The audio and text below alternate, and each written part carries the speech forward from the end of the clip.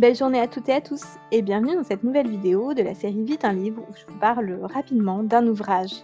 Aujourd'hui, je voulais vous parler de Voyage avec les morts, un livre fantastique écrit par Barbara Ambly. Il date un petit peu, il a été publié en français en 1996, moi je l'ai en édition Pocket, dans une vieille édition.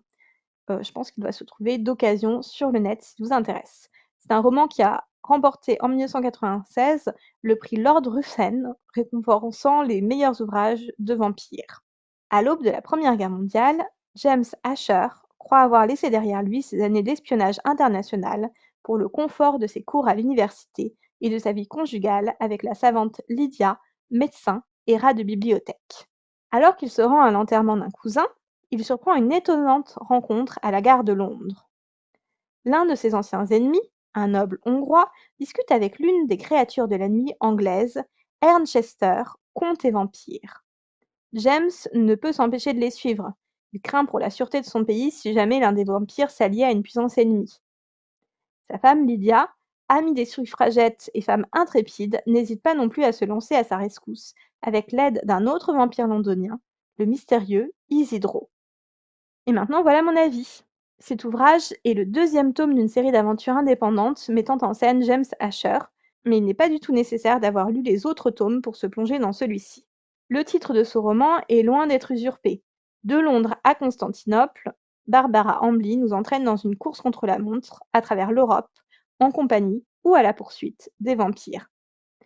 Les deux protagonistes principaux, James et Lydia Asher, sont attachants. L'un, ancien espion, ne peut empêcher son esprit de comparer ses meurtres de jadis aux exactions commises par les vampires.